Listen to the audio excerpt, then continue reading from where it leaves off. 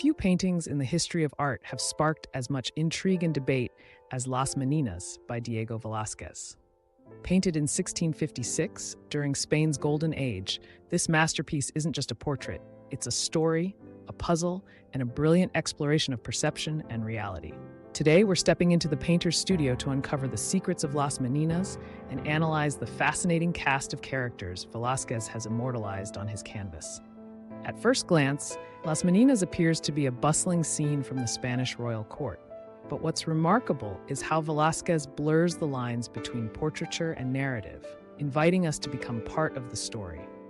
Let's take a closer look at the characters and unravel their roles within this enigmatic tableau. At the heart of the composition is the young Infanta Margaret Theresa, the daughter of King Philip IV and Queen Mariana of Spain.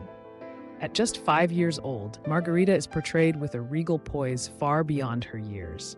Her glowing blonde hair and elaborate dress draw our eyes immediately, making her the focal point of the painting. Velázquez's incredible attention to detail, look at the intricate folds of her silver dress, reinforces her status as the most important figure in this scene. To Margarita's left, we see Maria Agustina Sarmiento, one of her ladies-in-waiting, kneeling and offering her a small jug of water in a red cup. On her right is Isabel de Velasco, another lady-in-waiting, poised as if ready to assist the Infanta. These Meninas embody grace and devotion, their roles highlighting Margarita's prominence and the ceremonial care afforded to a royal child. Moving further to the right, we encounter two of the court's jesters, Mari Barbola, a German dwarf with a thoughtful expression, and Nicolas Pertusato, an Italian dwarf playfully prodding a large mastiff with his foot. In Spanish court culture, dwarfs often served as entertainers, but Velázquez portrays them with dignity and individuality, challenging the stereotypes of his time. Notice how Nicolas's action brings a touch of levity to the otherwise formal setting, making the scene feel alive. In the background, a man stands framed in a brightly lit doorway. José Nieto Velázquez, the royal chamberlain, who may have been a relative of the artist. His placement in the doorway creates a fascinating interplay of light and space, as if he's stepping between two worlds, the royal interior and the broader world outside. José's ambiguous posture adds to the painting's sense of mystery. Is he entering or leaving? Velázquez leaves us guessing. Now let's talk about one of the painting's most intriguing elements, the mirror on the back wall. It reflects the faint images of King Philip IV and Queen Mariana, who appear to be standing outside the frame, in the very space we, the viewers, occupy. Are they posing for a portrait being painted by Velázquez, or are they observing this lively scene? The mirror's placement invites us to question our role in the composition. Are we witnesses or part of the royal presence? Finally, let's turn to the artist himself.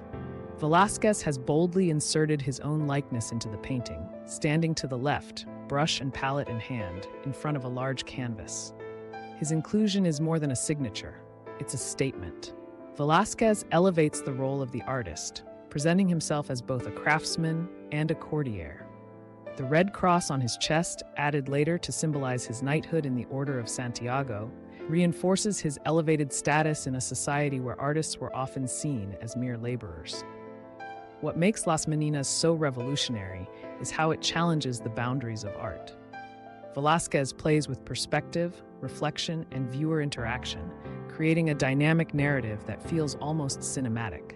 The painting invites us to piece together its story. Are we seeing a royal portrait session in progress?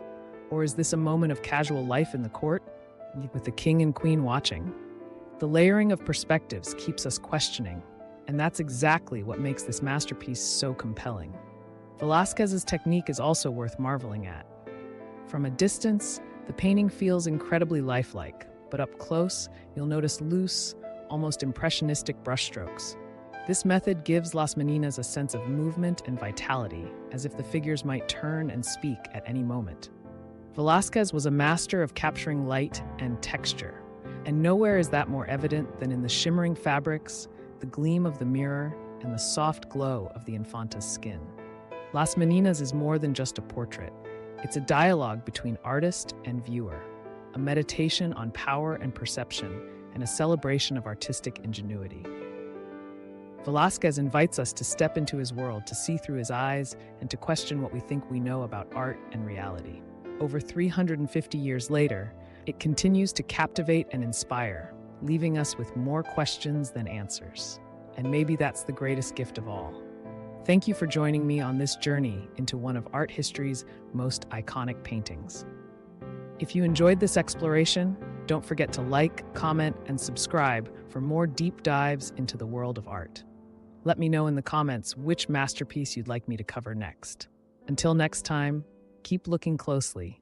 There's always more to see.